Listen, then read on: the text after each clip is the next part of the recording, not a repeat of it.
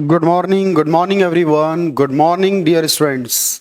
जल्दी से लाइव आ जाए भाई सभी, टाइम हो चुका है आपका।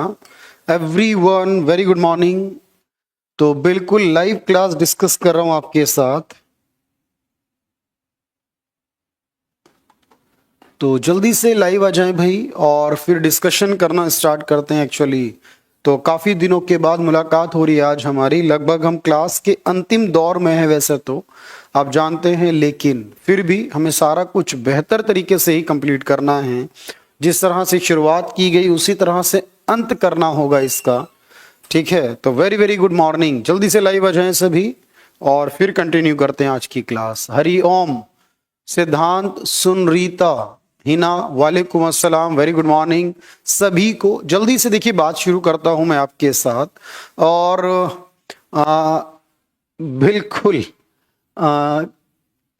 हिना, चलिए भाई देखते हैं, शुरुआत करते हैं बात की। लॉकडाउन है और कैसे आए, तो भाई अभी थोड़ा सा कुछ मैनेज किया गया है आपके लिए कि आपकी क्लासेस चलती रहें, ठीक है। Sunrita, Naimuddin, Nitish, very very good morning.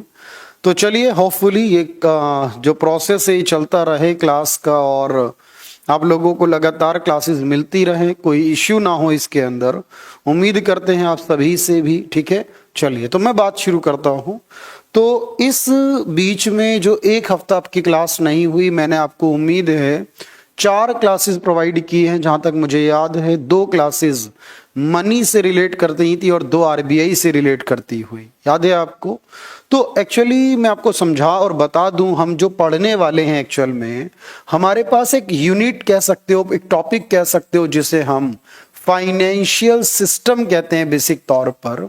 तो फाइनेंशियल सिस्टम जो टॉपिक है या बैंकिंग सिस्टम जो टॉपिक है हमारा, ये फाइनेंशियल सिस्टम वित्तीय प्रणाली की मैं बात करता हूं। और क्लास 41 में प्रॉब्लम है, मींस क्या प्रॉब्लम है, किस तरह की प्रॉब्लम है। हरिओम, एक दो पॉइंट मुझे बताने की कोशिश करें, किस तरह की प्रॉब्लम की बात कर रहे हैं आप, फिर मैं आपके बिल्कुल रिजॉल्व करेंगे उस चीज को हम। देखिएगा ध्यान से। तो सबसे पहले मैं आपको बता दूं, ये पूरा का पूरा फाइनेंशियल सिस्टम जो हम बात कर रहे हैं, इसमें हमने कुछ टॉपिक्स को कवर अप करना है, क्योंकि अभी हम जो टॉपिक शुरू करेंगे कोई 1 या 2 दिन का टॉपिक नहीं। मैं आपको बता दूं कि लगभग 20 दिन चलने वाली क्लास है। कितने दिन चलने वाली? 20 दिन। सोचिए जहां पर अभी आप हैं, इसके बाद आप बहुत आगे बढ़ जाएंगे, मोस्ट ऑफ द टॉपिक आपके पूरे हो जाएंगे। फिर देखिए इसमें हम बात करते हैं आरबीआई के बारे में, और आपने आरबीआई का स्ट्रक्चर देखा, समझा आपने कि आरबीआई क्या क्या करता है, कितने तरह के फंक्शंस को परफॉर्म करता है आरबीआई, और मनी के बारे में बात की। मनी किस उद्देश्य के लिए यूज की जाती है मैं आपको बता दूं। इस आरबीआई और मनी के बाद जो हमें पढ़ना है एक्चुअल में, लगभग हम बैंकिंग के बारे में बात करेंगे। 8 से 10 क्लास, लगभग हमारे पास 7-8 क्लास ये कह सकते हो आप बेसिक तौर पर। तो 7-8 क्लासेस जो होंगी, 7 to 8 क्लासेस हमारी बैंकिंग से जुड़ी होंगी, यहां पर याद रखना। इसके बाद मैं आपको मॉनेटरी पॉलिसी पढ़ाऊंगा। देखिए जो जो आपको जरूरत है यहाँ पर वो सारा आप लोग पढ़ेंगे। यहाँ मॉनेटरी पॉलिसी पढ़ेंगे लगभग हम 2 क्लास के अंदर। उसके बाद मैं आपको इसी टॉपिक के अंदर एक पढ़ाऊंगा फाइनेंशियल मार्केट के बारे में, यानी कि शेयर बाजार के बारे में। मेरी बात ध्यान से समझना, फाइनेंशियल मार्केट यानी शेयर बाजार पढ़ेंगे हम लगभग 3 क्लास के अंदर, जिसमें आपको सेबी या मनी मार्केट, ट्रेजरी बिल, ये सब कुछ मैं पढ़ाने वाला हूं 3 क्लास में। उसके बाद फिर हम कुछ एमसीक्यू और पिछले प्रीवियस ईयर के क्वेश्चन यानी पीवाईक्यू ये भी सॉल्व करेंगे लगभग 2 क्लास में इस टॉपिक से रिलेट करते हुए। तो अप्रॉक्स में आपको बता दूं यहां कि कुल मिलाकर आप ये कह सकते हैं लगभग कि 20 क्लास लगेंगी इस पूरी यूनिट को करने में, जिसमें आपका आरबीआई, मनी, बैंकिंग और फाइनेंशियल मार्केट सारा का सारा पूरा हो जाएगा, यानी शेयर बाजार। तो फाइनेंशियल सिस्टम आप जानते हैं, इकोनॉमिक्स को हिंदी में अर्थशास्त्र कहते हैं। तो हरिओम, बिल्कुल आपकी बात समझी और आगे मैं इस बात को देखेंगे जरूर। टीम तक ये बात पहुंच भी चुकी है शायद आपकी अब तक, ठीक है। स्पीडोमीटर की जो प्रॉब्लम है, ध्यान से सुनना मेरी बात, कि इकोनॉमिक्स हिंदी में अर्थशास्त्र कहलाता है और अर्थशास्त्र में अर्थ मनी की स्टडी की बात करता है, यानी कि जो भी आप मनी और फाइनेंस की बात करते हैं उसके बिना इकोनॉमिक्स पूरी हो ही नहीं सकती। अगर आप स्टार्टिंग के डेज को याद करें तो मैंने आपको दो तरह की एक्टिविटीज की बताया था, इकोनॉमिक और नॉन इकोनॉमिक। आर्थिक क्रियाएं और गैर आर्थिक क्रियाएं, ऐसे जितने भी कारक साधन हैं जिन्हें आप इकोनॉमिक और नॉन इकोनॉमिक बांट सकते हो, या फैक्टर्स की बात करोगे तो हमेशा मनी को यहां कंसीडर करिए।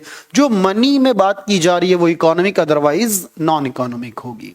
तो मनी को समझना बेहद जरूरी है। और वैसे भी आप जानते हैं कि आपको एक बात समझाई और बताई गई है कि किसी देश का डेवलपमेंट किस चीज पर निर्भर करता है। अगर आप देखेंगे आपको दो चीजें बताई गई, इकोनॉमिक ग्रोथ क्या होती है, इकोनॉमिक डेवलपमेंट क्या होता है, स्टार्टिंग के डेज में याद है आपको बिल्कुल। तो इकोनॉमिक ग्रोथ वो जो न्यूमेरिकली काउंट करते हैं आप, और इकोनॉमिक डेवलपमेंट वो जो न्यूमेरिक यानी क्वांटिटेटिव एंड क्वालिटेटिव दोनों कंसीडर करते हैं। तो जब मैंने बात की थी कि ग्रोथ को कैसे चेक करते हैं, तो आपने कहा था प्रति व्यक्ति आय से करते हैं। जब डेवलपमेंट की बात की तो आपने कहा ह्यूमन डेवलपमेंट से, ह्यूमन रिसोर्स से कैलकुलेट करते हैं, शिक्षा से, उसके स्वास्थ्य से करते हैं। और उसके बाद मैंने पूछा देश की तरक्की निर्भर किस पे करती है, तो आपने जवाब दिया था ये नेशनल इनकम के टॉपिक में और इंट्रोडक्शन के टॉपिक दोनों में बताया था, कैपिटल फॉर्मेशन, पूंजी का निर्माण करना। क्यों सरकार इतनी कोशिश में लगी रहती है कि लोग अपनी बचत को बैंक में कन्वर्ट करें, लोगों के बैंक में खाते होने चाहिए और लोग उसमें अपना पैसा जमा करें। सरकार को इससे क्या मिलता है, क्योंकि ये तो बैंक का काम है। बैंक पैसा लेगा, आगे लोन देगा, प्रॉफिट बैंक का होगा। और सरकारी से ज्यादा तो प्राइवेट, विदेशी और ग्रामीण बैंक है देश में। तो बैंक को क्यों सरकार इतना ध्यान देती है? अगर आपको याद हो स्टार्टिंग के डेज की बातें, तो मैंने आपको क्या बताया, किसी भी देश में जो भी संसाधन है उसका बेहतर इस्तेमाल करना उस देश के लिए सबसे ज्यादा इंपॉर्टेंट होता है। और इसी को हम पूंजी निर्माण करना कहते हैं, कैपिटल फॉर्मेशन। हम 1,000 रुपए अगर बैंक में जमा करते हैं अपनी बचत को, तो मार्केट में उसकी वजह से जो फ्लो क्रिएट होता है, आपको याद होगा 33 टाइम्स क्रिएट होता है। यानी 1,000 का लगभग 33,333 यानी लगभग 33 गुना फ्लो क्रिएट होता। अगर वो 1,000 बचत को अपने पास रखा जाता तो शायद कोई एडवांटेज, कोई बेनिफिट नहीं मिलता। तो ये जो पूरा प्रोसेस है कि आपकी बचत को इन्वेस्टमेंट में कन्वर्ट करना, अब ये सेविंग को जमा करना और इन्वेस्टमेंट में पहुंचाना, ये जो मेडिएटर है इस बीच में जो काम कर रही है संस्था, वो कौन है? सर वही तो है फाइनेंशियल सिस्टम, जिसकी जिम्मेदारी है कि वो सेविंग को एक्यूमुलेट करे। लोगों का काम है सेविंग करना और बैंक का काम है उसको एक्यूमुलेट करना, इकट्ठा करना। और बिल्कुल उसके आगे सिद्धांत वो एक्चुअल में क्या है आपके पास अलग से टॉपिक हैं, मैं अलग अलग सब कुछ बताऊंगा, बिल्कुल उसके लिए परेशान ना होइए। तो आपके पास जो फाइनेंस वाला सेगमेंट था वो आ गया, अभी बहुत कुछ आना बाकी है, परेशान नहीं होना है आपको इस बात को लेकर। ठीक, सब कुछ आपको समझ में आ जाएगा आराम से। देखो मैं आपको बता रहा हूं कि कहां से क्या शुरू करना है आपको, सबसे इंपॉर्टेंट यही है। तो अब हमने ये बात करनी है कि जो मेडिएटर है सर, जो लोगों का पैसा ले रहा है, आगे निवेश कर रहा है इस बीच में, और हमें हमारी इनकम की एक थोड़ा सा डिपॉजिट का इंटरेस्ट प्रोवाइड कर रहा है, अपनी भी इनकम रिसीव कर रहा है, वो इंस्टीट्यूट जो है एक्चुअल में वही तो बैंक है। वो फाइनेंशियल इंस्टीट्यूट्स, उनको हम एनबीएफआई बोलते हैं, एनबीएफसी बोलते हैं, बैंक बोलते हैं, बहुत सारी वैरायटी हो सकती हैं। कुछ बैंकों की कैटेगरी में आते हैं तो कुछ एनबीएफसी और एनबीएफआई की लेकिन सारा का सारा जो होगा एक्चुअल में ये किसका पार्ट होगा? ये सब पार्ट होगा किसका? फाइनेंशियल सिस्टम का। बिल्कुल यस नो का कमेंट करो पहले मुझे एक बार। सिद्धांत, हरिओम, जो भी थे आप, बाकी सत्या, हिना, बिल्कुल सभी लोग कमेंट कर सकते हैं यहां पर, एवरीवन। तो सर बिल्कुल हम इस बारे में बात करेंगे और तैयार रहेंगे। देखिए छोटी छोटी चीजों से ही आप बड़े बनेंगे। ऐसा नहीं है कि अचानक से कोई चीज आएगी और आपको डायरेक्टली समझा देगी। आपको थोड़ा सुन रही था, बिल्कुल समझ रहे हैं और सुन रहे हैं बिल्कुल मेरी बात को। तो सर ये सब कुछ आप पढ़ने वाले हैं क्लास में, बिल्कुल इसे नोट डाउन कर सकते हैं आप लोग। तो हम बात कर रहे हैं किसकी? हम बात कर रहे हैं कैपिटल फॉर्मेशन, पूंजी का निर्माण करने की। तो बचत है उसे निवेश में कन्वर्ट करना है, बचत को निवेश बनाना है, इस प्रक्रिया को बोलेंगे क्या? बिल्कुल नोट करते हुए चलेंगे मेरे साथ। नोट्स भी ले सकते हैं वैसे, पर आप नोट करेंगे तो उससे बेहतर कुछ नहीं है। तो सर बचत को निवेश बनाने के प्रोसेस को ही बोला जाता है और बेसिक तौर पर इस पूरे प्रोसेस को हम बोलते हैं फाइनेंशियल इंस्टीट्यूट यानी वित्तीय संस्थान। और 20 क्लास धीरे धीरे समझ आएंगे हनिओम, बिल्कुल। तो सर इसमें बैंक और नॉन बैंकिंग दोनों तरह के इंस्टीट्यूट हम पढ़ेंगे। यानी जैसे मैं कहूंगा नाबार्ड, आप कहोगे सर ये बैंक में नहीं आना चाहिए क्योंकि जनता से लेन देन नहीं करता। सिडबी, बहुत नाम सुनते हैं सिडबी का, लखनऊ में हेड ऑफिस है जिसका, वो आपका बैंक में नहीं आता। एनएचबी, दिल्ली के अंदर नेशनल हाउसिंग बैंक नहीं आता। एक्सपोर्ट इंपोर्ट के लिए एग्जिम नहीं आता। आपने मुथूट का नाम सुना होगा, मुथूट फाइनेंस की एक कंपनी है। मणप्पुरम गोल्ड लोन एक देने वाली कंपनी है। India bulls home loan, Reliance capital है, डीएचएफएल होम लोन, बहुत हैं, लाखों के हिसाब से हैं देश में। वो सब नॉन बैंकिंग कैटेगरी में आती हैं। और जो बैंक हैं वो तो आप जानते ही हैं, चाहे एसबीआई हो, पीएनबी हो, बड़ौदा हो, कोई सा भी हो, सरकारी या प्राइवेट, वो बैंक हैं आपके पास। तो बैंक और नॉन बैंक ये सारे के सारे क्या कहलाएंगे आपके, ये सब कहलाएंगे वित्तीय संस्थान। बिल्कुल नोट कर लीजिएगा, बात आपको समझ में आनी शुरू हो जाएगी। तो ये वित्तीय संस्थान कहलाते हैं और इनके बारे में ही हमें पढ़ना है। लेकिन अब हम ये बात समझते हैं कि वित्तीय संस्थान में जो सबसे इंपॉर्टेंट बात है सर वो बैंक के बारे में है, क्योंकि बैंक ही इसका मेन रोल प्ले करते हैं और बैंक ही सब कुछ करते हैं इसके अंदर, आपको याद रखना है। क्योंकि हमारे एग्जाम में भी बैंक पे ही ज्यादा सवाल पूछे जाते हैं in comparison of non banking. मैं एक क्लास नॉन बैंकिंग की भी इन 8 क्लासेस में से रखूंगा, ऑब्वियस है, बट आप इस बात को समझ लो पहले। लेकिन अब एक बात ध्यान से सोचना कि सर बैंक होता क्या है एक्चुअल में। बात ध्यान से समझना आकृति, कि सर बैंक वही होता है जो फाइनेंस का काम करे, मतलब पैसे का लेन देन करे। आप जानते हैं हम पैसे का लेन देन तो बहुत सारी तरीके से कर सकते हैं। बहुत सारे हमारे फ्रेंड्स से पैसे का लेन देन करते हैं, हम अपने रिलेटिव से पैसे का लेन देन कर सकते हैं, अपने गांव के मुखिया से लेन देन कर सकते हैं, या गांव के अंदर जो बहुत अमीर व्यक्ति होता है, जो हमेशा साहूकार होता है, मनी लेंडर होते हैं जिनके पास बहुत पैसा है, उनसे डील कर सकते हैं। एक्चुअली बहुत सारे लोग तो होंगे, लेकिन उनके अलावा बैंक भी होंगे, फाइनेंस कंपनियां भी होंगी, ये सारे काम करेंगे। तो हम क्या करते हैं, बेसिक तौर पर 2 चीजों में डिवाइड करते हैं सब कुछ। एक होता है जिसे बोलते हैं हम ऑर्गेनाइज्ड फाइनेंशियल सिस्टम या ऑर्गेनाइज्ड फाइनेंशियल इंटरमीडियरीज, और दूसरे होते हैं अनऑर्गेनाइज्ड यानी असंगठित। अब ध्यान से समझना, जब हम ऑर्गेनाइज की बात करते हैं, और आपको देखो मैंने पहली क्लासेस के अंदर बताया है कुछ कि सर, इसलिए आपको मैं कह रहा था ना बहुत कुछ पढ़ना है, आगे जाके समझ में आएगा। सर आपने ऑर्गेनाइज अनऑर्गेनाइज सेक्टर में ये बताया है बेसिक तौर पर, जहां आपके नियम कानून एप्लीकेबल होते हैं, जहां कंपनीज होती हैं, जहां एक्ट्स एप्लीकेबल होते हैं, जहां बहुत सारे अलाउंसेस मिलते हैं, मींस सब कुछ परफेक्ट वे में होता है, वो होता है ऑर्गेनाइज। तो जो बैंक हैं, नॉन बैंक, ये सारे इंस्टीट्यूट कैसे हो गए, ये सब ऑर्गेनाइज्ड के अंदर होंगे। हम जो पढ़ रहे हैं यहां पर, ये ऑर्गेनाइज्ड यानी संगठित वित्तीय प्रणाली का हिस्सा होगा। लेकिन जो आपके साहूकार, मनी लेंडर्स हैं, यानी दोस्त हैं, रिश्तेदार हैं, इनसे जो पैसे का लेन देन, जमींदार या जो भी इस तरह के लोग हैं, जैसे आपने मूवी देखी, मैं आपको हमेशा बताता हूं, एक सुखी लाला, बड़ा important character mother India movie के अंदर, एक लाला ही सुखी है, बाकी सारे दुखी हैं, आप जानते हैं। और वो लाला ही उस दुख का कारण है, क्योंकि वो चाहता है सब लोगों को कि वो लोग उनसे उधार लें किसी तरह से। एक बार उधार लेकर ऐसे जाल में फंसाएगा कि संपत्ति भी ले लेगा, कंगन भी ले लेगा, ज्वेलरी भी ले लेगा, जमीन भी चली जाएगी, सब कुछ चला जाएगा, लेकिन कर्जा पूरा नहीं होगा तब भी, है ना ऐसा। तो वो होते हैं असंगठित क्षेत्र वाले।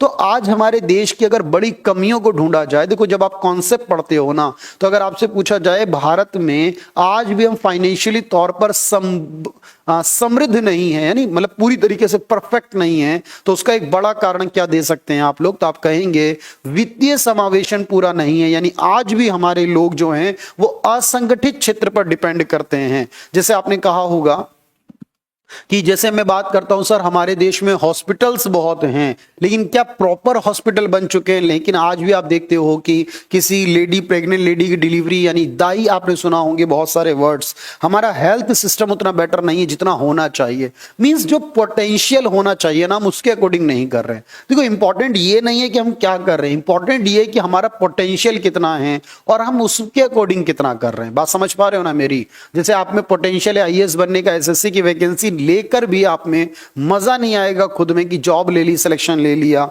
जिसके अंदर एसएससी का पोटेंशियल है वो रेलवे की नौकरी या कोई और छोटी नौकरी करके वो खुद को नहीं कर पाएगा। तो पोटेंशियल को यूज करना आपको आना चाहिए। बात समझ रहे हैं ना मेरी बात? तो ये बात आपको समझनी है सर। तो बैंक होते हैं और बैंक की परिभाषाएं जो है वो डे बाय डे बदलती गई, यानी फंक्शंस बढ़ते चले गए। ऑब्वियस है कि सर एक ही फंक्शन तो नहीं रह सकता हमेशा, फंक्शंस लगातार बढ़ते चले गए, क्योंकि बैंक जो पहले बहुत सीमित मतलब लिमिटेड स्केल पे काम करते थे ना, वो आजकल बड़े स्केल पर सर देश के बाहर भी ब्रांच खोलने लगे, बहुत सारी एक्टिविटीज इंक्लूड करने लगे। तो आजकल के जो बैंक है, एक्चुअल में आप जब बैंकिंग के सिस्टम को पढ़ेंगे तो आप देखेंगे यूनिवर्सल बैंकिंग एक वर्ड आएगा। यूनिवर्सल का क्या मतलब है? यूनिवर्सल, जैसे मैं कहूं आप यूनिवर्सल हो गए, मतलब आपको बहुत कुछ आता, आप हर तरीके की एक्टिविटीज में इन्वॉल्व रहते हैं, तो यूनिवर्सल है, ऑलराउंडर है आप एक तरह से। तो वही बात बैंकिंग के लिए, जो बैंक अपने प्राइमरी फंक्शन मतलब खुद के जो मेन काम है वो तो करना ही है हर बैंक को, उनके अलावा भी बहुत सारे फंक्शन में इन्वॉल्व हो जाए लगभग हर एक तरह के, तो हम कहेंगे कि सर वो यूनिवर्सल बैंक। आजकल most of the bank universal है क्योंकि सब कुछ करने में लगे हुए हैं।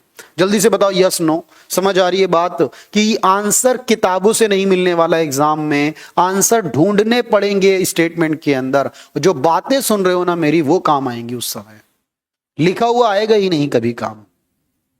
तो यूनिवर्सल बैंकिंग, बात समझना, पॉइंट क्लियर करना, यूनिवर्सल बैंकिंग क्या हो सकता है, किस तरीके से काम कर सकता है। तो ये कैपिटल फॉर्मेशन बैंक के थ्रू होगा। अब देखते हैं, जरा आगे चलते हैं। तो बैंक का काम क्या है, देखिएगा ध्यान से, मैं आपको बता दूं यहां कि जब आप बैंक की बात करते हैं तो देखो बैंक के दो काम है बेसिक तौर पर। जमा स्वीकार करना, डिपॉजिट लेना, भाई हमसे वेरियस टाइप के डिपॉजिट, हम अपना पैसा सेविंग अकाउंट में, बिजनेसमैन हो तो करंट अकाउंट में, सब पढ़ाऊंगा। अपना एफडी में जो हम पैसा एक साथ रख देते हैं, आरडी में हर महीने जमा करते हैं, पीपीएफ अकाउंट में या और वेरियस टाइप्स ऑफ अकाउंट में।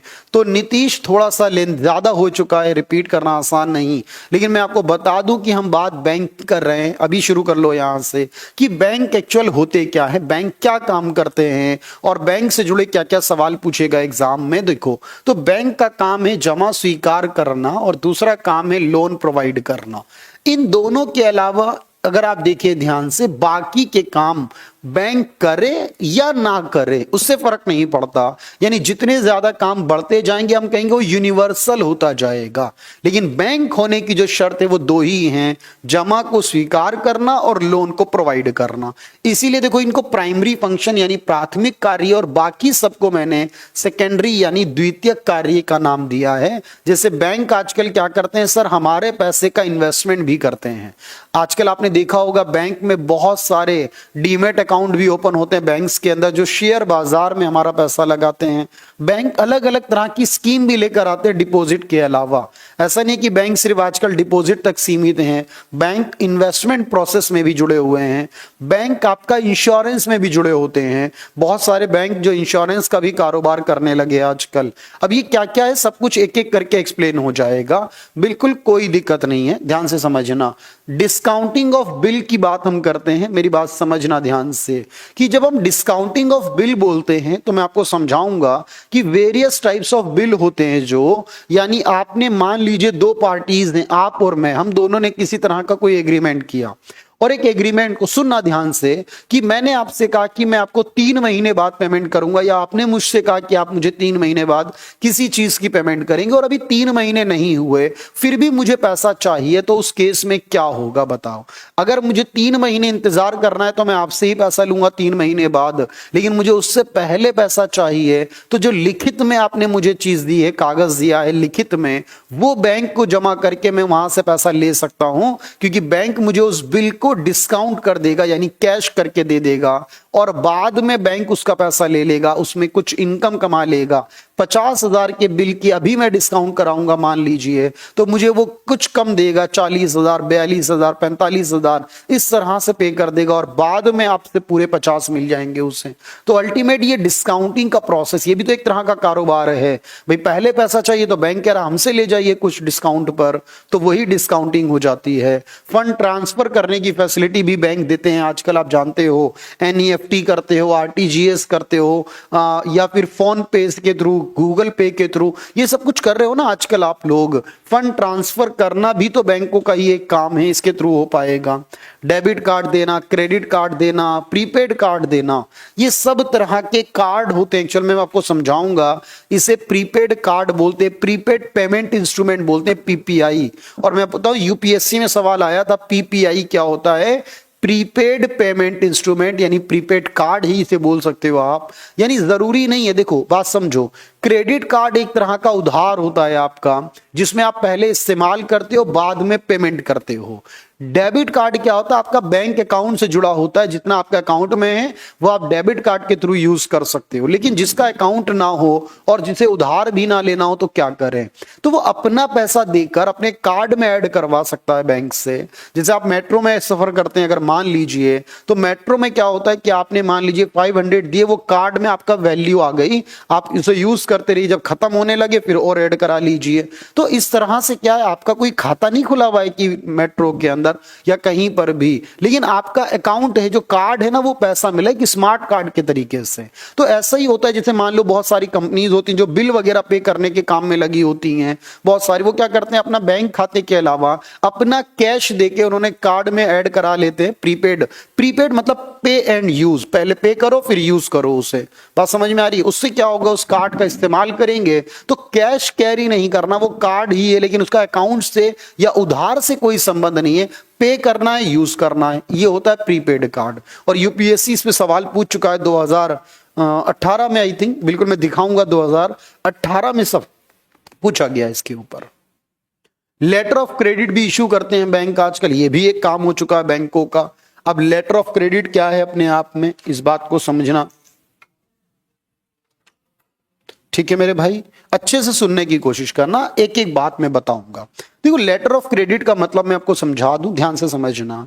बैंक क्या है? गारंटर बन जाता है बैंक। जैसे समझो, आप और मैं, हम दोनों हैं और हमें कोई ट्रांजैक्शन करनी है। आप अपने राज्य के अंदर है, मान लो बिहार में आप हैं इस समय, मैं दिल्ली के अंदर हूं, और हमें कोई ट्रांजैक्शन करनी है, मुझे कोई सामान बेचना है, आपको सेल करना है और आप मुझे पेमेंट करेंगे। लेकिन अब हम दोनों में एक बात को लेकर विवाद है, कंफ्यूजन है। आपसे मैंने कहा कि कैश भेज दो, मैं सामान डिलीवर करवा दूंगा।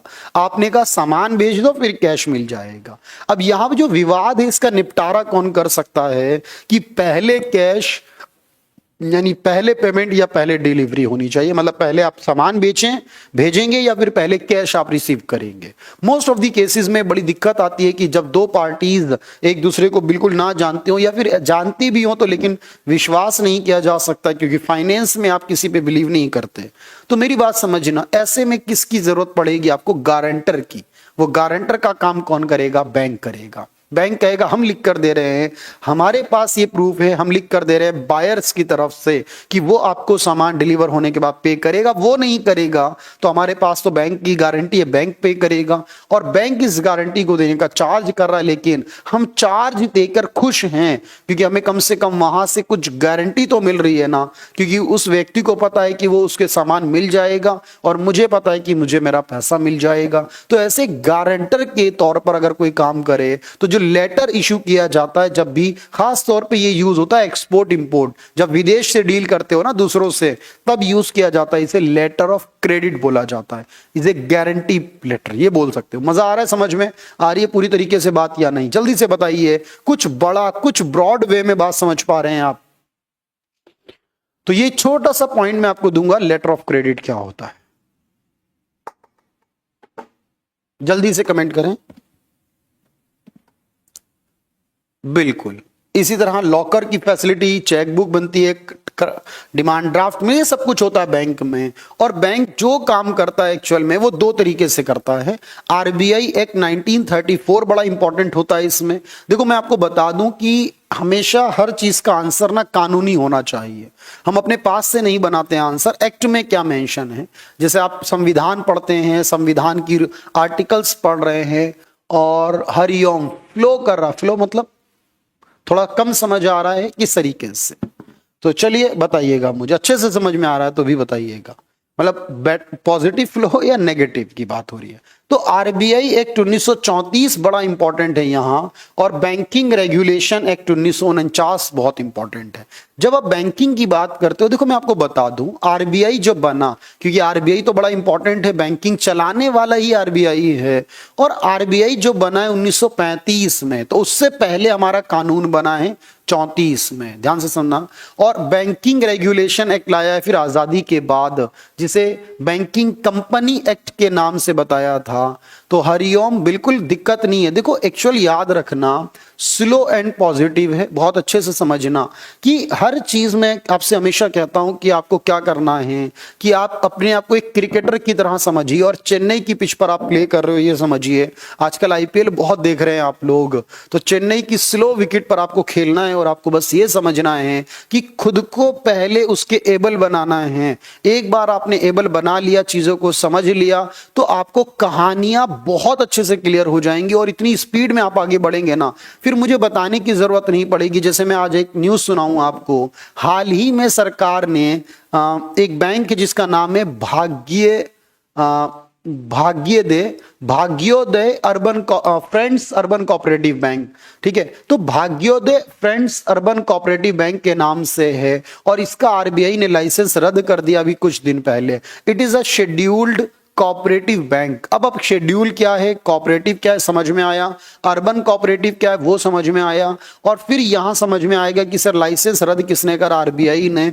क्यों करा उसका कारण मिलेगा वहां से, और रद्द होने पर कस्टमर को क्या मिलने वाला है, क्या होने वाला है वो पता चलेगा। बात समझ रहे हो ना मेरी। तो ये सारे सवालों के जवाब आप 1 मिनट से भी कम समय में निकाल लोगे, लेकिन उसके लिए पहले बेस बनाना पड़ेगा। मैं बेस बनाने की कोशिश कर रहा हूं, मजा आएगा होपफुली। तो सारे काम बैंक करते हैं, इन एक्ट्स के अधीन आपको ये सब कुछ जवाब मिलेंगे। जो भी आरबीआई करेगा मोस्ट ऑफ द टाइम, 100% तो कुछ भी नहीं होता, मोस्ट ऑफ द टाइम इस एक्ट का या फिर इस एक्ट का यूज आपको दिखाई देगा। जल्दी से यस नो का कमेंट करो एक बार। बात समझ में आ रही है? ठीक है।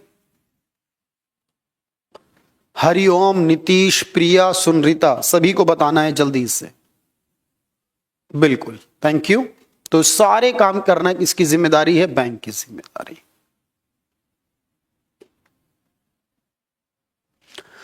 तो बैंक वेरियस टाइप के होते हैं। अच्छा, बैंकों का मैनेजमेंट कौन करता है, बैंकों का सुपरविजन कौन करता है, रेगुलेशन कौन करता है, कंट्रोल कौन करता है, जल्दी से मुझे बताएंगे। तो जल्दी से मुझे बताएं, सारे बैंक जो हैं एक्चुअली उनका रेगुलेशन या कंट्रोल किसके अधीन होता है, किसके द्वारा किया जाता है? तो जवाब मिला है आरबीआई। सबसे पहले आया सुनरिता, नागेंद्र, सिद्धांत, सभी के जवाब आए आरबीआई। देखो मैं आपको बताऊं, अब मैंने आपको एक सवाल दिया था कि एसबीआई, जो भारतीय स्टेट बैंक एसबीआई है, वो एक सरकारी बैंक है, वो एक कमर्शियल बैंक है, और वो एक शेड्यूल बैंक है। अब सवाल ये है कि आरबीआई सरकारी है, इस बात को एसबीआई सरकारी है कैसे प्रूफ करेंगे, एसबीआई कमर्शियल है ये कैसे प्रूफ होगा, और शेड्यूल है ये कैसे प्रूफ होगा? मेरी बात समझना, SBI is the schedule commercial public sector bank. 3 बातें इसके अंदर शामिल है, इसीलिए मैं कह रहा हूं आपसे, ये तीनों को हम अलग अलग पढ़ेंगे और तीनों का जवाब एक लाइन में दिखाई देगा आपको। देखो सबसे पहले पब्लिक सेक्टर, मतलब यहां जो मेजॉरिटी शेयर होल्डिंग है इस बैंक की, जो मेजॉरिटी यानी मोर देन 50% है, वो किसके पास है? सरकार के, इसलिए इसे पब्लिक सेक्टर बोला है, ठीक है। दूसरा, इसका उद्देश्य क्या है, क्यों बना ये बैंक? ये बना है प्रॉफिट कमाने के लिए। जो बैंक प्रॉफिट के लिए बनते हैं, चाहे सरकारी हो या प्राइवेट या विदेशी, कोई भी जिनका उद्देश्य प्रॉफिट कमाना होता है, उन्हें बोलते हैं कमर्शियल। तो मतलब एसबीआई सरकारी भी है और कमर्शियल भी है, बिल्कुल ठीक है यहां तक। और एक होता है शेड्यूल, क्योंकि जब आरबीआई बना और जब बैंक बने देश में, देखो दोनों के बीच में कितना अंतर है, 150 साल से भी ज्यादा। ध्यान से समझना, इंडिया में जो पहला बैंक बना, मैं आपको बैंकिंग का इतिहास दिखाऊंगा, आपको बस पढ़ना है कि कौन सा बैंक कब कब बना था। जो देश का पहला बैंक बना, जो इतिहास आपको मिलेगा वो मिलता 1770 में। 1770 से बैंक चल रहे थे देश में, और 1935 में आरबीआई आया। 1770 से 1935 लगभग 165 साल हो गए, 165 ईयर। सोचिए इतने टाइम तक बैंक इंडिविजुअली ऑपरेट होते थे, मतलब अपनी मर्जी के काम करते थे, कोई उनका कंट्रोल करने वाली अथॉरिटी नहीं थी। लेकिन जब आरबीआई बना तो सारी पावर आरबीआई को दी गई संस्था के तौर पर। बट बहुत सारे बैंक ऐसे थे उस दौर में जो आरबीआई के अधीन नहीं आते थे या बाद में भी वो आरबीआई का हिस्सा नहीं थे। तो वहां से आपको ये बात सीखनी पड़ेगी, समझनी पड़ेगी कि अभी 2 महीने पहले, 1 महीना पहले ये न्यूज आई है कि state bank of Sikkim now become a scheduled bank. अब वो एक शेड्यूल बैंक बन जाएगा। इसका जवाब आपको ढूंढना है तो आपके अंदर वो क्वालिटी होनी चाहिए कि किसी से पूछना ना पड़े, आपको बता दें कि इसका मतलब ये कहना चाह रहा है कि शेड्यूल बैंक वो हो गया है कौन? State bank of Sikkim. तो शेड्यूल बैंक क्या होता है वो समझ लो ध्यान से। तो शेड्यूल बैंक का मतलब ये होता है कि सर वो सारे बैंक जिन्हें आप रेगुलेट, सुपरविजन और कंट्रोल जो हो आरबीआई करता हो, 100% सबका नहीं करता। इसलिए मैंने कहा था हम कभी कुछ एज्यूम करके चलते हैं, कुछ मान कर चलते हैं। जैसे हमारे पास ऑर्गेनाइज, अनऑर्गेनाइज 2 सिस्टम होते हैं, लेकिन हम किसको पढ़ रहे हैं? ऑर्गेनाइज को। लिखेंगे नहीं पर हम समझ गए हम ऑर्गेनाइज की बात कर रहे हैं। इसी तरह शेड्यूल, नॉन शेड्यूल, हम लिखेंगे नहीं लेकिन हमें पता है हम बात शेड्यूल की ही कर रहे होंगे जब तक कुछ लिखा ना जाए। जिनका संचालन करना, नियंत्रण करने का काम आरबीआई करता हो उन्हें बोलते हैं शेड्यूल। ठीक है, यानी जो कहां पर आते हो सर? जो लिखित में हो, जो लिखित में हो, कहां पर? आरबीआई एक्ट 1934 के 2nd शेड्यूल के अंदर। देखो हमारे जैसे संविधान है, आपको पता है संविधान में कितनी अनुसूची बनी है, कितने शेड्यूल बने हैं? संविधान में 12 अनुसूचियां, 12 शेड्यूल बने हुए हैं। हर शेड्यूल में अलग अलग जानकारी है, याद है ना आपको? उसी तरह से हमारे आरबीआई के कानून में भी शेड्यूल बने हुए हैं, सेक्शन बने, आर्टिकल तो नहीं, संविधान में होते हैं वो तो, सेक्शन बने हैं, शेड्यूल बने हैं। तो जितने बैंक आरबीआई कंट्रोल में होंगे उन सबको उस लिस्ट में बना दिया जाएगा कि ये सब का आरबीआई नियंत्रण करने वाला है। तो जो उस लिस्ट में आते हैं तो वो हो गए शेड्यूल। 99% बैंक ऐसा ही होंगे। लेकिन जो उसमें नहीं आते, यानी जब इन आरबीआई बनाया गया, जो शर्त रखी गई, कंडीशन रखी गई, जैसे कि जिसकी बैंक की कैपिटल 5 लाख या इससे अबव होगी, वो सारे खुद ब खुद शेड्यूल हो जाएंगे उस दिन से जिस दिन आरबीआई बना। बाकी को छोड़ दिया कम कैपिटल वाले कि फ्यूचर में अपने आप बंद हो जाएंगे। लेकिन उसमें से कुछ बैंक ऐसे थे जो बंद नहीं हुए या उनको बाद में शेड्यूल बनाया। या जैसे मैं बात कर रहा था जम्मू कश्मीर बैंक की, पहले वो नॉन शेड्यूल था, उसको बिल्कुल अलग से रखा गया था, आप जानते, फिर बाद में वो शेड्यूल बन गया, कोई दिक्कत नहीं है। स्टेट बैंक ऑफ सिक्किम, आप जानते हैं सिक्किम के अंदर भी एक स्टेट बैंक होता है जो सिर्फ उस राज्य में ही काम करता है। और आप देखो हम स्टेट बैंक ऑफ इंडिया तो पढ़ते हैं लेकिन स्टेट बैंक ऑफ सिक्किम का नाम आपने नहीं सुना जल्दी से, और ये लिस्ट में भी नहीं आता, जब हम नाम लिखते हैं तब भी नहीं आता। इससे क्यों? क्योंकि सर सिक्किम तो भारत का हिस्सा था ही नहीं। सिक्किम तो एक अलग कह सकते हो कि एक इंडिपेंडेंट स्टेट हुआ करता था, एक इंडिपेंडेंट क्षेत्र। जैसे तिब्बत को हम कहते हैं ना इंडिपेंडेंट होना चाहिए लेकिन चाइना कंट्रोल में है पूरी तरह से, इस तरह सिक्किम हुआ करता था जो बाद में भारत का हिस्सा बना। 1975 में 22वां राज्य बना है भारत का, याद है आपको? तो उससे उस समय जब डील की गई राजा के साथ, जिसके साथ ये बात हुई कि भारत का हिस्सा होगा सिक्किम, तो वहां की जो सिक्किम का जो फाइनेंस सिस्टम था वो छोड़ दिया गया, यानी वो भारत में नहीं जोड़ा गया। तो वहां की राज्य सरकार अपना बैंक चलाती है स्टेट बैंक ऑफ सिक्किम के नाम से, जहां की राज्य सरकार की मेजॉरिटी, सरकारी बैंकों में किसकी मेजॉरिटी? केंद्र सरकार की, लेकिन स्टेट बैंक ऑफ सिक्किम में स्टेट राज्य की सिक्किम सरकार की होगी। तो सर वो नॉन शेड्यूल का पार्ट था लेकिन अब उसे भी शेड्यूल में जोड़ा जा रहा है। तो ये एक करंट न्यूज बनेगी इकोनॉमिक्स से रिलेट करती हुई, कौन से शेड्यूल में आते हैं, कौन से बैंक की बात हो रही है, क्या कंडीशन रखी गई, सब कुछ समझ में आएगा। ये पूरी तरीके से चलाने की जिम्मेदारी, सारे नियम कानून जो होंगे शेड्यूल बैंक में वो आरबीआई के होंगे। आरबीआई क्राइसिस में उनकी हेल्प भी करेगा, लेकिन जो नॉन शेड्यूल है वो आरबीआई के नियम कानून नहीं मानेंगे तो आरबीआई उनकी हेल्प भी नहीं करेगा। अब बात समझ में आ रही है यहां तक कि सर शेड्यूल, नॉन शेड्यूल अगर कहीं भी लिखा हुआ मिलेगा तो हम समझ लेंगे कि वो शेड्यूल यानी लिस्ट में आता है या नहीं आता। इस तरीके से बनेंगे शेड्यूल और नॉन शेड्यूल। तो कोई भी बैंक हो, चाहे वो किसी राज्य सरकार के अधीन आता हो या फिर केंद्र के या फिर आरबीआई के, इससे फर्क नहीं पड़ता। लेकिन हमें पता है बैंक का जो मेन काम है वो क्या है? डिपॉजिट और लोन। बात समझ में आ रही है? इसी लोन से ही सारा खेल होगा। आपको पता है कि करोड़ों का कारोबार, अरबों का कारोबार करती हैं कंपनीज, व्यक्ति, वो इसी लोन के रूप में करते हैं। अब एक बात सोच के बताना, मुझे समझ के बताने की कोशिश करना।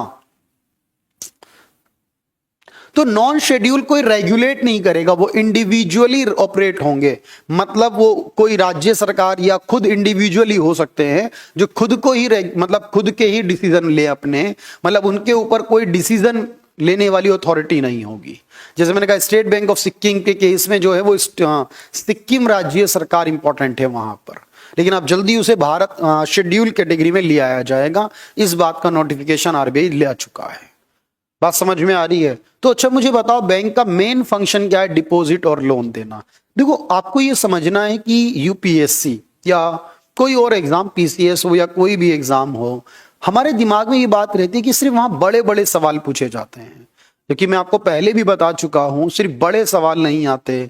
सवाल बड़े हों या छोटे, बनेंगे वो कॉन्सेप्ट से ही, कोई अलग से नहीं आने वाले। तो अब देखो ध्यान से एक बात समझो। आपने अकाउंटिंग पढ़ी और नहीं पढ़ी तो कोई बात नहीं, समझ लो। अकाउंटिंग में दो नियम होते हैं, एसेट्स और लाइबिलिटी। रूल के अकॉर्डिंग एसेट्स और लाइबिलिटी हमेशा बराबर होती हैं। मतलब जो हमारी संपत्ति और जो हमारा कर्ज है एक तरह से, वो हमेशा एक कंपनी के पॉइंट ऑफ व्यू से इक्वल होंगे।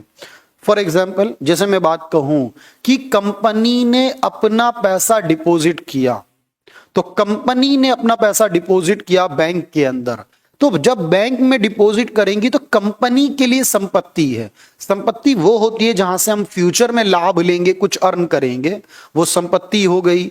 ठीक है, जैसे एक बिजनेस में मशीन है वो संपत्ति है, फर्नीचर अलमारी संपत्ति है, सामान भी एक प्रकार की संपत्ति है। ठीक है, और जो कर्ज लिया है वो लाइबिलिटी है, वो देताएं हैं। तो जितना कर्ज लिया है कंपनी ने, मेरी बात समझना, वो लाइबिलिटी कहलाएगी। जो जमा कराए कहीं पर वो उसका क्या कहलाएगा? वो जो डिपॉजिट करा उसने वो आपकी एसेट कहलाएगी। बात ध्यान से सुनना। तो अब व्यक्ति बैंक में जमा भी करता है और बैंक से लोन भी लेता, दोनों काम करता है। जमा करता है तो अलग रूल है, और विड्रॉल करता है, लोन लेता है तो अलग रूल है।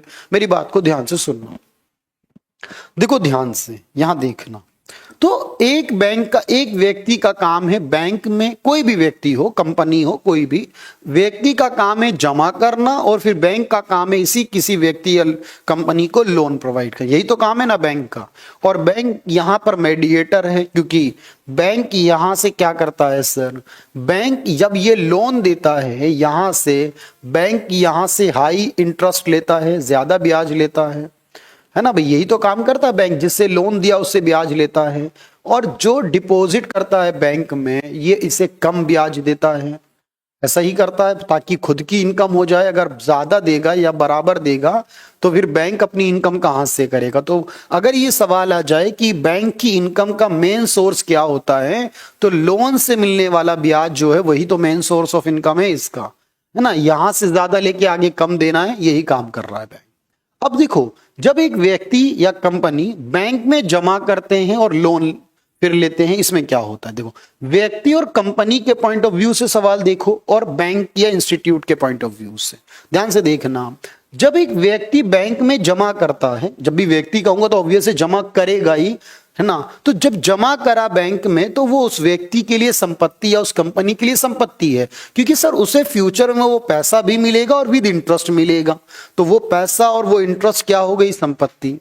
जब लोन की बात करें, एक व्यक्ति मान लो मैं कहूं लोन ले रहा है बैंक से, कोई भी व्यक्ति बैंक से लोन लेगा, तो उस केस में वो उसकी लाइबिलिटी यानी कर्ज देताएं हो जाएंगी।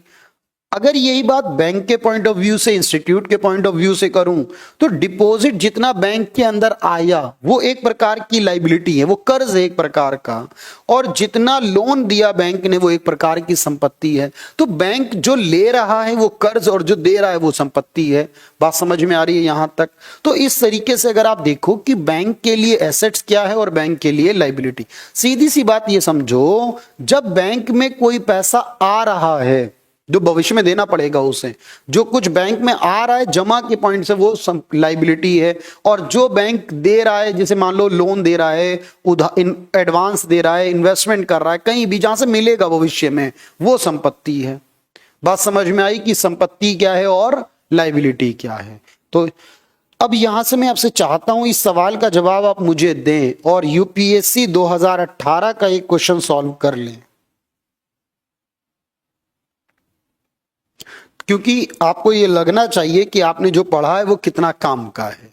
एक सवाल का जवाब देंगे मुझे आप, भारत में किसी वाणिज्यिक बैंक, कमर्शियल बैंक, अब इससे फर्क नहीं पड़ता कि वो कमर्शियल या कोऑपरेटिव, अभी इस सवाल में इसका कोई यूज नहीं है। भारत में किसी वाणिज्यिक बैंक की परिसंपत्ति में क्या शामिल नहीं होता, ये यूपीएससी का सवाल है 2018 का।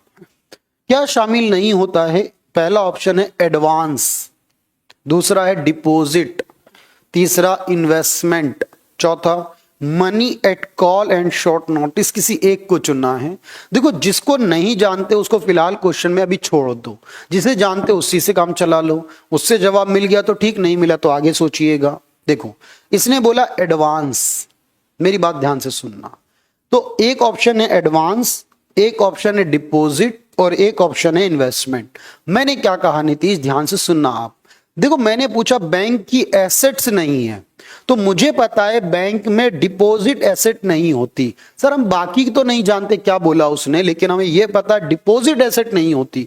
यहां ऐसा ऑप्शन नहीं था 1 and 2, 2 and 3, 3 and 4, तो शायद ये सवाल मुश्किल हो जाता, क्योंकि सर फिर तो चारों पता होने पे ही जवाब बनता, लेकिन यहां तो एक ही पूछा है और हम जानते हैं कि सर डिपॉजिट तो लाइबिलिटी है, ये कंफर्म है बैंक के लिए, बाकी होगा कुछ भी छोड़ दो, आंसर लगा दो डिपॉजिट, क्योंकि ये क्या है, लाइबिलिटी। मेरी बात समझ रहे हो? ध्यान से समझ में आ रही है बात? यस नो का कमेंट कर दो और मैं बाकी ऑप्शन बताता हूं। देखो, लोन, एडवांस, ये दोनों एक ही होते हैं। लॉन्ग टर्म के लिए दिया जाए तो लोन कहते हैं, शॉर्ट टर्म के लिए दिया जाए तो एडवांस कहते हैं। तो इसमें भी पैसा जा रहा है बैंक के पास से, तो ये उसकी एक संपत्ति हो गई भविष्य। इन्वेस्टमेंट, बैंक ने किसी कंपनी में लगा दिया तो यहां से भी पैसा जा रहा है, जो मिलेगा ये भी इन्वेस्टमेंट। एक बैंक जब दूसरे बैंक को देता है उसे कॉल मनी या नोटिस मनी कहते हैं। बैंक दूसरे बैंक को देता है तो बैंक ने दिया है दूसरे को, तो सर ये भी भविष्य में मिलेगा। तो कॉल मनी भविष्य में मिलेगी, इन्वेस्टमेंट भविष्य में मिलेगा, एडवांस भविष्य में मिलेगा, लोन भविष्य में मिलेगा, लेकिन डिपॉजिट भविष्य में वापस करना पड़ेगा। तो ये एसेट नहीं हो सकती डिपॉजिट, बाकी सभी एसेट हैं। इसलिए मैं कह रहा था यूपीएससी में हर सवाल ना आता हो जरूरी नहीं है, आपको कहीं एलिमिनेशन करना पड़ेगा, कहीं राइट आंसर चूज करना, मतलब बहुत सारे खेल खेलने पड़ेंगे इसमें, तब जाकर आंसर तक पहुंच पाओगे। ठीक है, जल्दी से कमेंट करते जाओ। तो शेड्यूल नॉन शेड्यूल क्लियर हो रही है बात, डिपॉजिट और एसेट्स की बात समझ में आ रही है। इसीलिए मैं कहता हूं लगातार आपको यह बात सीखनी और समझनी पड़ेगी।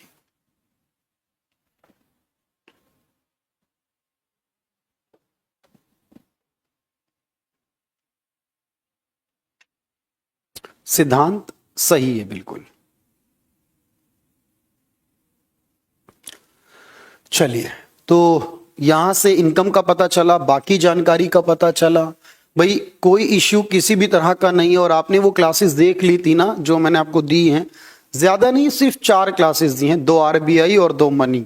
आपने नहीं देखी तो जरूर देखिएगा, इसीलिए दी थी आपको ताकि वो आप उन छुट्टियों के दिनों में जब क्लासेस नहीं हो पा रही थी लाइव, तब आप उनका इस्तेमाल कर सकें, उन्हें पढ़ सकें, नॉलेज ले सकें। बाकी तो आप जानते हैं मैं सब कुछ इस्तेमाल करूंगा यहाँ पर और सब कुछ समझ में आएगा, उसमें भी कोई इश्यू नहीं है आपके पास। ठीक है, चलिए दुआ करिए बस सब कुछ बेहतर रहे, क्लास चलती रहे, ये ना रुके। ठीक है, बस इतना ही आपसे उम्मीद करते हैं और खुद से भी जैसे भी मुमकिन होगा आप तक पहुंच जाएंगे। चलिए, अच्छा तो शेड्यूल नॉन शेड्यूल समझ में आता। अच्छा, एक होता है कमर्शियल और कोऑपरेटिव, मेरी बात ध्यान से सुनना। कमर्शियल बैंक और कोऑपरेटिव बैंक, अब ये क्या होते, आपने कई बार सुना होगा इस तरह के नाम। जैसे मैं अभी एक नाम ले रहा था कि एक बैंक था Punjab and Maharashtra cooperative bank, या एक नाम है शिवम कोऑपरेटिव बैंक, फिर एक नाम है वसंत दादा नगरी कोऑपरेटिव बैंक, एक है महुपा कोऑपरेटिव बैंक। एक्चुअली आजकल बहुत सारे बैंकों के लाइसेंस रद्द कर रहा है RBI, most of the time देखते हैं आप ऐसी न्यूज। तो सर उसमें कोऑपरेटिव वर्ड लगा रहता है, कोऑपरेटिव का यानी सहकारी। अमूमन गांव में इस तरह के बैंक देखने को मिल जाते हैं मोस्ट ऑफ द टाइम। शहरों में भी ऐसा नहीं है, but most of the time गांव में नजर आते हैं हमें। तो ये कोऑपरेटिव क्या होते हैं या बाकी एसबीआई, पीएनबी, ये सारे बैंकों से क्यों अलग होते हैं, मेरी बात को समझना। देखो, अब मैं बात जो भी करूंगा शेड्यूल की करूंगा, ऑर्गेनाइज सिस्टम के तहत ही करूंगा, ये बात आप जानते हैं। तो शेड्यूल बैंक्स को हमने दो पार्ट्स में फर्दर डिवाइड कर दिया है, कमर्शियल एंड कोऑपरेटिव। देखिएगा, जो प्रॉफिट मोटिव से बने हैं, जिनका उद्देश्य ही लाभ कमाना हो, भाई कोई भी बैंक इसीलिए बना है कि भाई वो कुछ तो इनकम करेगा, अपने एम्प्लॉइज की सैलरी निकालेगा, बाकी अपना खुद का प्रॉफिट मैनेज करेगा। तो जो अपने लाभ के ऑब्जेक्टिव से बना है सर, वो तो हो गया कमर्शियल। और जो लाभ के लिए नहीं, जो एक सोसाइटी के तौर पे बना और उसका काम ये है कि वो किसी तरीके से पिछड़े हुए वर्ग को, जो ऐसा वर्ग है जिन तक लोन की सुविधाएं नहीं पहुंच पा रही हैं, उनको किसी तरीके से पैसा देके उनकी एबिलिटी को बढ़ाया जा सके। तो ऐसे केसेस के अंदर हम देखते हैं कि जो सोशल मोटिव से, सोशल पर्पस के लिए बने हुए हैं, उन्हें बोलेंगे कोऑपरेटिव। आप देखेंगे मोस्ट ऑफ द टाइम जो कोऑपरेटिव सोसाइटीज होती हैं, जो कोऑपरेटिव बैंक बनती हैं, वो कोऑपरेटिव सोसाइटी एक्ट 1912 है जो अलग से आता है, जबकि हम आरबीआई एक्ट पढ़ते हैं 1934 जिसके तहत बैंक को लाइसेंस मिलता है, वो अलग से आता है। ध्यान से समझना है। तो जितने भी कोऑपरेटिव बैंक है, इनका मोटिव, इसलिए इनका थोड़ा सा रेट ऑफ इंटरेस्ट कम होता है, क्योंकि ऑब्वियस है कि बैंक जितने पे यहां से लेते होंगे नॉर्मल केस में, कमर्शियल में सर, उससे काफी ज्यादा बढ़ा के आगे देते होंगे ताकि खुद की भी तो इनकम कर सकें। लेकिन कोऑपरेटिव वालों को जब ऐसा नहीं करना, मेंबरशिप बेसिस पे चलता है मेनली, समझना भी आगे की बात, तो सर वो हो जाते हैं कोऑपरेटिव, सहकारी। तो उसमें भी वैरायटी होती है, ऐसा नहीं है कि कोई एक ही तरीके का कोऑपरेटिव या एक ही तरीके के कमर्शियल होंगे। तो कमर्शियल बैंक हैं जो लाभ के लिए बने। कितने बने जरा देखिएगा। देखो, कमर्शियल, अगर मैं पूछूं सरकारी बैंक कमर्शियल है, प्राइवेट बैंक कमर्शियल है, विदेशी बैंक जो विदेशों के बैंक भारत में काम कर रहे हैं, क्यों? प्रॉफिट के लिए, कमर्शियल है। ग्रामीण बैंक जितने आरआरबी हैं दुनिया भर में, देश भर में, सब क्या हैं? कमर्शियल बैंक हैं। जितने लोकल एरिया बैंक बने हैं वो भी कमर्शियल हैं। जितने हमारे स्मॉल और पेमेंट बैंक आजकल खुले हैं, सारे तरीके के बैंक जो हैं, ये सारे के सारे कमर्शियल कहलाते हैं, क्योंकि सबको प्रॉफिट के लिए। इसलिए मैं बोलूंगा Airtel payment bank is a scheduled commercial bank. तो आप बुरा मत मानिए, बात समझ में आ जानी चाहिए आपको कि सर बहुत अच्छे से बात क्लियर है कि शेड्यूल भी है, कमर्शियल भी है और एयरटेल पेमेंट बैंक है, ये बात क्लियर है, क्योंकि एयरटेल के नाम में ही लिखा है ये पेमेंट बैंक कैटेगरी है। अब सिखाऊंगा मैं आपको आगे क्या क्या पेमेंट बैंक होता है, क्या स्मॉल बैंक, क्या नॉर्मल बैंक, विदेशी, ग्रामीण, सारे समझेंगे। तो सर यहां से बैंकों का वर्गीकरण करना हमें आता है। तो सर कमर्शियल देख लो जरा मेरे भाई, प्रॉफिट के लिए। कोऑपरेटिव जो सोशल पर्पस के लिए बने हैं, सोशल उद्देश्य से। तो जरा देखो कमर्शियल में क्या आता है, नोट कर लो इसे जरा 2 मिनट। तो देखो, पब्लिक सेक्टर यानी सरकारी, कितने हैं देश में? 12। मैं इसकी पूरी एक लिस्ट आपको दूंगा। कमर्शियल का मतलब हिंदी में बोलते हैं वाणिज्यिक, जो लाभ कमाने के उद्देश्य से बने हैं, प्रॉफिट मोटिव से बने हैं।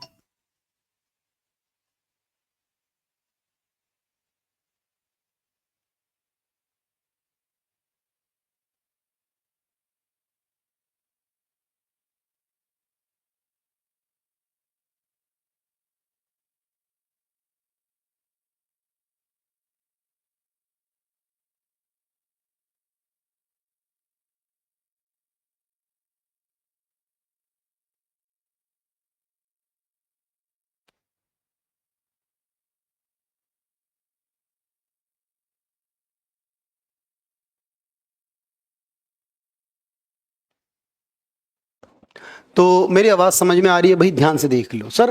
प्राइवेट वाले कितने हैं देश में? 22। देखो मैं एक एक करके सिखाऊंगा आपको। तो कमर्शियल होते हैं जो प्रॉफिट के लिए बने, कॉमर्स, बिजनेस करने के लिए, और बिजनेस का एक ही मकसद है प्रॉफिट, है ना।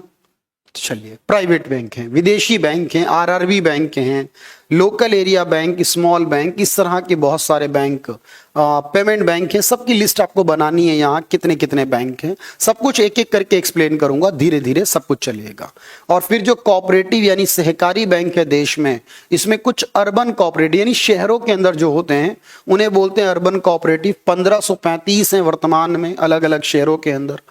स्टेट कोऑपरेटिव राज्य के अंदर होते हैं, यूटीज के अंदर। डिस्ट्रिक्ट सेंट्रल कोऑपरेटिव जिला लेवल स्तर पे होते हैं, और एक ग्रामीण गांव के स्तर पे प्राइमरी एग्रीकल्चर कोऑपरेटिव बैंक या सोसाइटी। फिलहाल इसे आप मेंशन कर लीजिए 2 मिनट जल्दी से, फिर मैं आगे की बात करूंगा आपसे।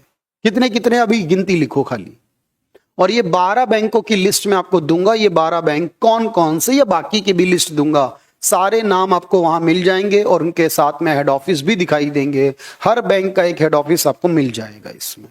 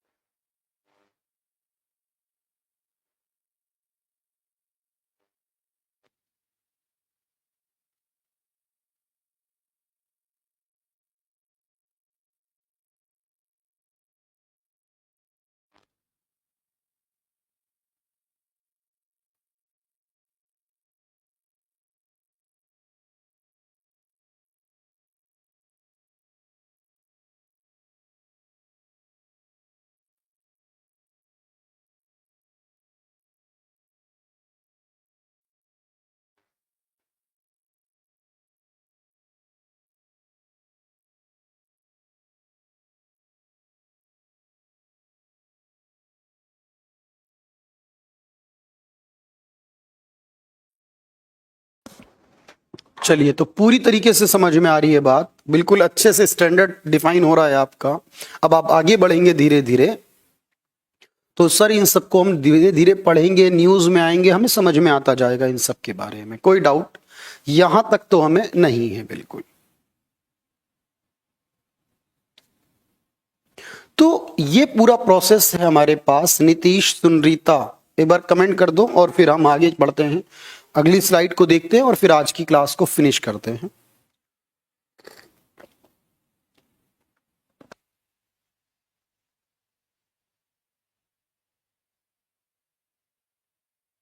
चलिए, तो एक और बात समझना, तो मोस्ट ऑफ द टाइम देखिएगा, तो मैं आपको सारी लिस्ट दे दूंगा, सरकारी की भी दूंगा, प्राइवेट की भी दूंगा, जो जो इंपॉर्टेंट होगा। देखो मैं आपको बता दूं, चलिए हरिओम, कोई बात नहीं भाई, तो मेरी बात को ध्यान से समझिए और याद रखिएगा। तो हमें इन 12 बैंकों की लिस्ट पता होनी चाहिए, नाम पता होने चाहिए, ठीक है। 22 के पता हो, अच्छी बात है, नहीं तो कोई बात नहीं। विदेशी जो 46 हैं, इनकी कोई जरूरत नहीं मेरे भाई, इतना मत पढ़ना। ये जो 43 आरआरबी है, इनको मत पढ़ना, कोई जरूरत नहीं है। हाँ, 2 लोकल एरिया बैंक पता होने चाहिए, 10 स्मॉल बैंक पता हो तो ठीक, ना पता हो तो भी ठीक है, चलेगा काम बिना पता करे भी। पेमेंट बैंक भी पता हो तो ठीक, नहीं पता तो भी ठीक। लेकिन एग्जाम में जो खास तौर पे आते हैं, वो आते हैं सरकारी और प्राइवेट, 2 ही कैटेगरी के बैंक अमूमन पूछ लिए जाते हैं एग्जाम में। तब देखो, आपको पता है कि एक बड़ा इंपॉर्टेंट वर्ड हमारे पास चलता है बैंकिंग के अंदर। देखो मैंने क्या कहा था आपसे, ध्यान से सुनना। हरिओम, बिल्कुल जरूरत नहीं फील करी अभी तक, इसीलिए तो ध्यान से समझना मेरी बात कि सर कैपिटल फॉर्मेशन बेहद जरूरी है। अच्छा, कैपिटल फॉर्मेशन, अगर मैं आपसे पूछूं कि क्यों नहीं हो रहा है कैपिटल फॉर्मेशन, यानी जितना भारत का पोटेंशियल है हम उतना क्यों नहीं कर पा रहे, अपने आप को आगे बढ़ा पा रहे, तो आप क्या कहेंगे कि इसके लिए हमें फाइनेंशियल सिस्टम की जरूरत पड़ेगी। फाइनेंशियल सिस्टम में लोगों को कनेक्ट करने की जरूरत पड़ेगी, और लोगों के कनेक्शन ना होने की वजह क्या निकल कर आती, 2 चीजें, या तो गांव के अंदर बैंक नहीं है, या तो बैंकों की कमी है, दूसरा बैंक है तो उनके अकाउंट बैंक में नहीं है। बस 2 चीजें समझ लो ध्यान से। तो फाइनेंशियल इंक्लूजन की कमी है सर, और फाइनेंशियल इंक्लूजन को बढ़ाना होगा ताकि कैपिटल फॉर्मेशन के लिए सेविंग बढ़े, इन्वेस्टमेंट बढ़े। तो फाइनेंशियल इंक्लूजन हमें लाना होगा, और इसके लिए या तो बैंकों को गांव में ओपन करो या फिर उनके अकाउंट ओपन कराओ, 2 काम करने हैं यहां पर। तो इन दोनों काम को कैसे किया जाए, ये देखो जनधन योजना लाई गई, आप समझ पा रहे हैं, इसलिए कि सर जिनका बैंक में खाता नहीं है उनके खाते खुलवाए जाएं। जनधन योजना इसी उद्देश्य को पूरा करती है, ठीक है। ग्रामीण बैंक क्यों बनाए गए कि सर गांव में जहां बैंकिंग सुविधाएं नहीं है, ऐसे गांव में बैंक खुल जाए, ग्रामीण बैंक बनाए गए वित्तीय समावेशन लाने के लिए। ओके, बैंकों को सरकारी क्यों बनाया इंदिरा गांधी ने, देखो आप जानते हो मैं स्टार्टिंग में क्यों बताता हूं हर एक छोटी छोटी बात। सर पहले क्या था कि बैंकों को प्राइवेट से सरकारी किया जाता था, जब प्राइवेट को सरकारी किया जाता है किसी चीज को, तो आप जानते हैं उसे बोलते हैं राष्ट्रीयकरण, नेशनलाइजेशन। और जब सरकारी को प्राइवेट किया जाता है उसे प्राइवेटाइजेशन यानी निजीकरण कहते हैं। तो एक होता है राष्ट्रीयकरण, एक होता है निजीकरण। आजकल क्या चल रहा है? निजीकरण, डिसइन्वेस्टमेंट होता है सर। निजीकरण से पैसा आता है बेचकर, और प्राइवेटाइजेशन से होता है इसका मतलब। और जब हम राष्ट्रीयकरण, निजीकरण कहते हैं तो उसके लिए पैसा खर्च करना पड़ता है, इन्वेस्टमेंट करना पड़ता है वहां पर। तो इंदिरा गांधी ने इस उद्देश्य के साथ कि हमें वित्तीय समावेशन करना है, इस पर्पस, यही हमारी क्लास का टॉपिक भी होगा। और मैं बता दूं, कॉन्सेप्ट को ही पकड़ना है आपको। देखो, फैक्ट की जरूरत है, बिना फैक्ट के आप आगे नहीं बढ़ेंगे, लेकिन फैक्ट को रोक के कॉन्सेप्ट में ज्यादा ध्यान देना है। तो फैक्ट विद कॉन्सेप्ट आपको क्लियर होना चाहिए। तो ये फैक्ट चल रहे हैं कि कितने कितने बैंक हैं। अब समझ में आएगा सर ये राष्ट्रीयकरण हुआ क्यों था, क्यों सरकारी बनाए थे, ये बात समझना, और कब बनाए थे देखना। तो राष्ट्रीयकरण का जो सबसे इंपॉर्टेंट उद्देश्य इंदिरा गांधी ने भी बोला था इस बात को, वो था वित्तीय समावेशन। जो अगली क्लास का लेक्चर यहीं से शुरू करेंगे हम लोग एक्चुअल में, कि वित्तीय समावेशन क्या है, कितने कैटेगरीज हैं, कौन कौन लाया, उसके एग्जाम्पल दिए गए और क्या कुछ हुआ इसके अंदर वो बताऊंगा। लेकिन आप देखो पहले कि सरकारी बैंक कितने हैं, तो मैंने बताया 12 हैं देश में। 12 में देखो एक तो एसबीआई है। एसबीआई अलग से बात करूंगा इस बारे में, डिटेल दूंगा एसबीआई से जुड़ी हुई थोड़ी सी आपको। उस एसबीआई के अलावा अगर आप देखिए ध्यान से, 14 बैंक का राष्ट्रीयकरण किया था इंदिरा गांधी ने 19 जुलाई 1969 को। और शर्त ये थी, उन्हीं बैंकों को देखो यहां राष्ट्रीयकृत किया था जिनकी मिनिमम कैपिटल 50 करोड़ रुपए या इससे अधिक ठीक थी। तो मिनिमम कैपिटल जिनकी 50 करोड़ रुपए थी, उन्हीं को राष्ट्रीयकृत सरकारी बनाया था सरकार ने। उद्देश्य था कि वित्तीय समावेशन, क्योंकि सरकार जब मेजॉरिटी में आ जाएगी शेयर खरीद कर इसके 50% से अबव, तो वे सरकारी डिसीजन चलेंगे और सरकार फिर गांव में जाएगी। सरकार का उद्देश्य इतना प्रॉफिट कमाना तो है, लेकिन साथ में यह भी ध्यान देना है कि जहां जरूरत है वहां पर उस बैंक को ओपन किया जाए। तो बैंकों का पहली बार जो राष्ट्रीयकरण था वो 69 में, और दूसरी बार जब हुआ है तो 80 में। 2 बार किया गया है, और दोनों बार इंदिरा गांधी की द्वारा किया गया है। सेकेंड टाइम जब किया गया, दूसरा चरण जब लाया गया, तो कैपिटल थी मिनिमम 200 करोड़ या इससे अब, उन्हीं को राष्ट्रीयकृत किया था। लेकिन आप जानते हैं इन सबको करने के पीछे उद्देश्य था वित्तीय समावेशन, वो हम भी ये भी जानते हैं। लेकिन इन उद्देश्यों को आज तक पूरा नहीं किया जा सका।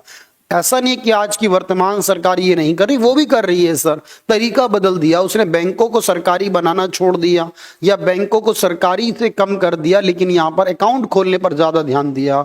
बैंकों की पहुंच को अलग तरीके से शुरू करा यहां पर। तो तरीके बदल गए, वो आपको तरीके समझ में आएंगे अभी धीरे धीरे आगे बढ़ने पर। लेकिन ये राष्ट्रीयकरण किया गया 2 बार। लेकिन अब मैं पूछूं कि अभी कितने सरकारी हैं, तो 12। तो आप कहेंगे एक तो एसबीआई है, पहले भी था अभी भी है। और वैसे एसबीआई के साथ अलग अलग एसोसिएट भी हुआ करते थे। जैसे आपने सुना होगा state bank of Hyderabad, state bank of Patiala, इस तरीके के बहुत सारे नाम हुआ करते थे पहले। वो अब नहीं होते, खत्म हो चुके हैं। स्टेट बैंक ऑफ सिक्किम नहीं, वो तो गिनना ही नहीं, उसको तो बिल्कुल छोड़ दो, दूर से दूर तक कर दो उसे। तो उसके अलावा बहुत सारे एसोसिएट थे, वो नहीं रहे। तो एक एसबीआई और 11 बैंक है वो जो राष्ट्रीयकृत है। कौन से वाले 11? इंदिरा गांधी वाले। तो मतलब 11 है सर, 9 कहां चले गए? 9 बंद हो गए। अलग अलग समय में इन बैंकों को अलग अलग बैंकों के साथ मर्ज कर दिया। तो कौन से बैंक को किसके साथ मर्ज किया वो मैं आपको कल बताऊंगा। फाइनेंशियल इंक्लूजन क्या है वो कल बताऊंगा, और क्यों ये मर्ज किया, इसके पीछे क्या सरकार ने बोला है, सरकार ने क्या क्या अच्छाइयां बताई हैं मर्जर के पीछे, मर्जर की कहानी, वो आपको मैं कल बताऊंगा। तो कॉन्सेप्ट पर फोकस बनाना होगा आपको, जो मैं कल सिखाने वाला हूं। कल क्या क्या पढ़ेंगे हम, इन सब के बारे में पढ़ेंगे। और कल यूपीएससी के कम से कम 2 सवालों का आंसर भी देने की कोशिश करेंगे। 2 नए सवाल जोड़ूंगा मैं इसमें यूपीएससी के कल, ठीक है? तब उनके जवाब आप मुझे पढ़कर दीजिएगा इस तरह से चीजों को।